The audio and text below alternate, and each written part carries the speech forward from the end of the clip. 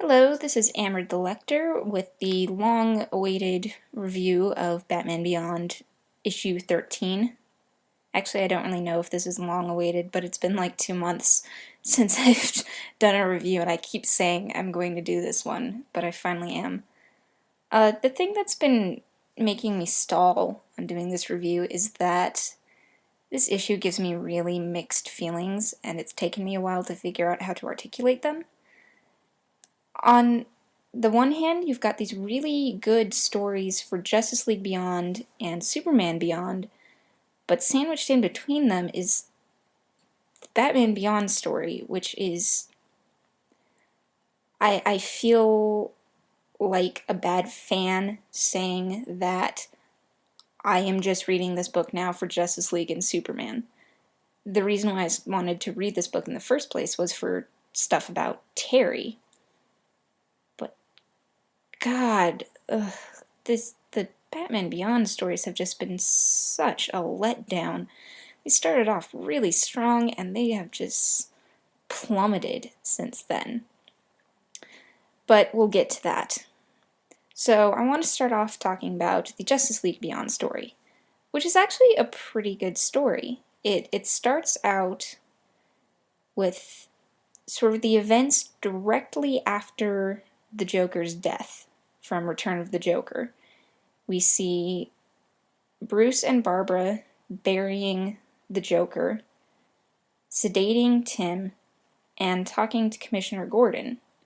Barbara almost reveals her identity, but he stops her, and it's very clear that he knows that she's Batgirl, but he doesn't want to actually know that she's Batgirl. It's actually a really, really good scene, and it fits in with the tone of Return of the Joker. We then cut to Terry and Bruce investigating a break-in into the Batcave, which apparently deep under the Batcave there is a vault with the bodies of the worst of Bruce's rogues. And it's explained that they don't allow them actual graves because they don't want anyone to hero worship them, which is really interesting considering that we've seen the culture of the Jokers in the show and in the comics. So apparently someone has broken in, and they link it back to some guy whose name I don't... I feel like it's a reference to something that happened in the comics, but I don't follow the comics, and so all these throwbacks to Bruce's rogues are kind of lost on me because they're cool and all, but I read these stories for Terry and his rogues. But apparently there's this guy who has some weird hero worship going on, and he targets museums dedicated to superheroes. So then we cut over to Central City, and we get to meet our new Flash. We get a very brief glimpse of them, and then we cut to a young woman named Danica, or just Danny, who is working as a docent at the newly opened Flash Museum. And we don't see much of her character, but we do see that she's constantly running late. And that she knows everything about the Flash. She loves the Flash. So it's pretty obvious that Danica is the new Flash, and I think that's great. We get a very small glimpse of her character, but she's very upbeat. She seems very intelligent. She doesn't just rely on her powers alone. In fact, the first we see of her powers have been sort of voided by the villain that she's fighting, and she carries a taser on her just in case that happens, and that's really clever. I also like that the Justice League Beyond team is so racially diverse. We have Cairo, who is Asian. We have Rex Warhawk, who is half black. We've got Micron, who's black. Now we've got Danica, who's black. And it's just really nice to see a lot of faces of color, and it doesn't really feel like tokenism. So we get a glimpse of Danica, and then we get to see the League sans Warhawk out in civilian clothes, just sort of hanging out as buddies, and it's a nice little scene. And they're going to the Flash Museum, and someone blows the place up before they can get into it, and it's left on a cliffhanger. It was a nice little introduction to Danica. It made me want to learn more about her.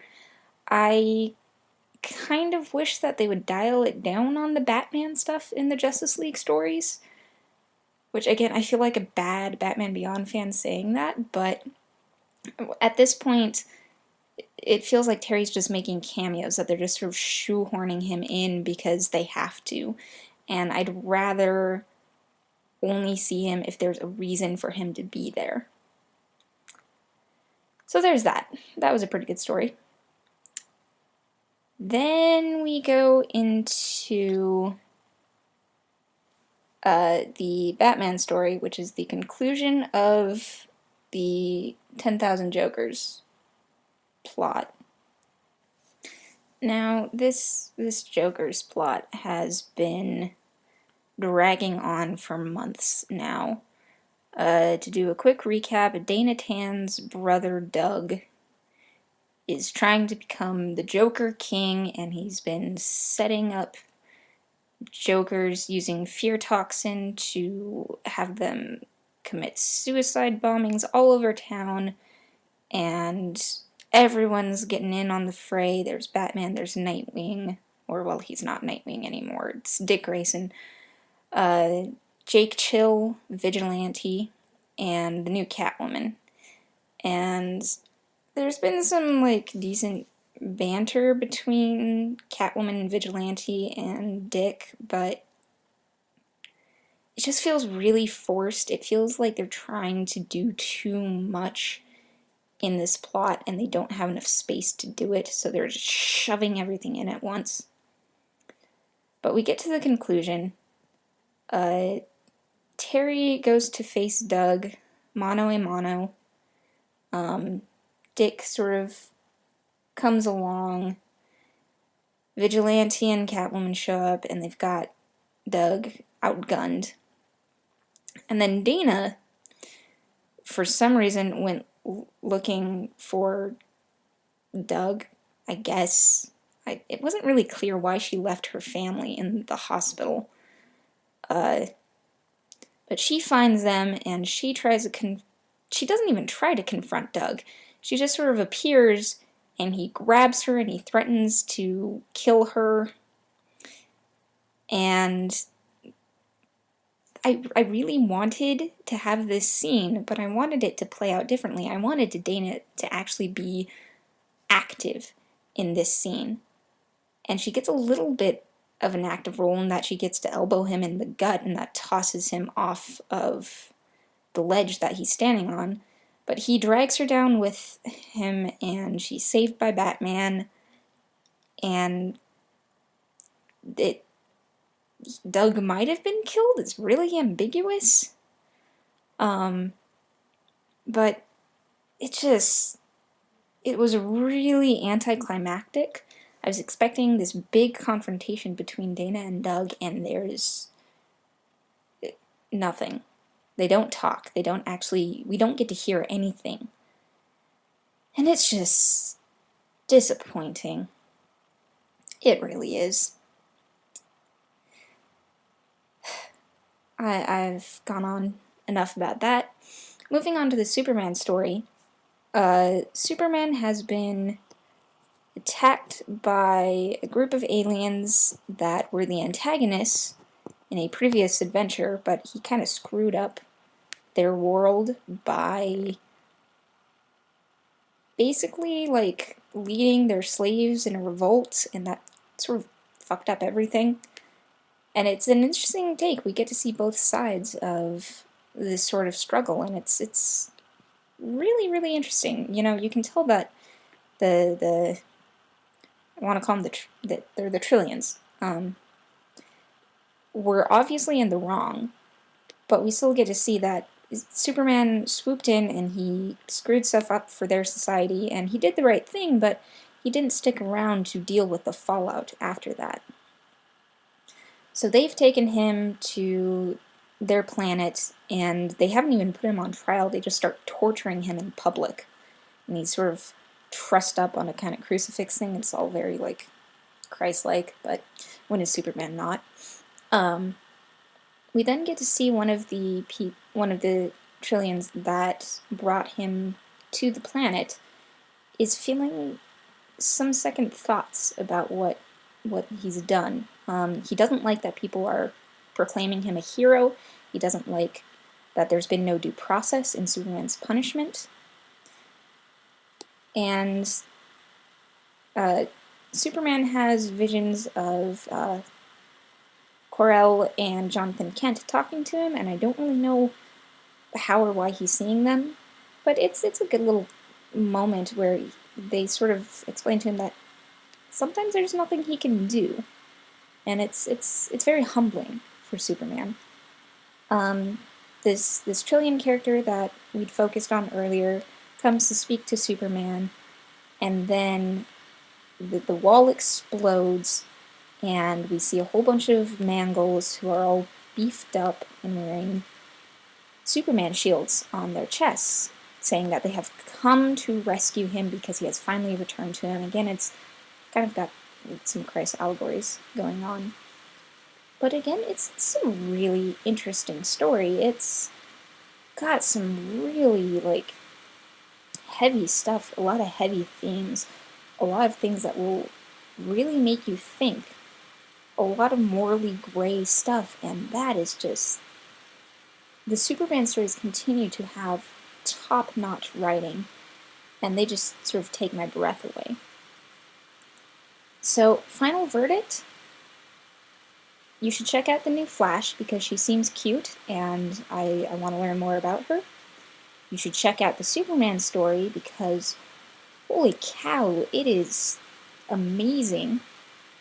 But the Batman story, I want so badly to like it, but it's just so tedious. There's all these plot points that they keep bringing up and dragging and dragging and dragging out, and I can't keep interested in it that long.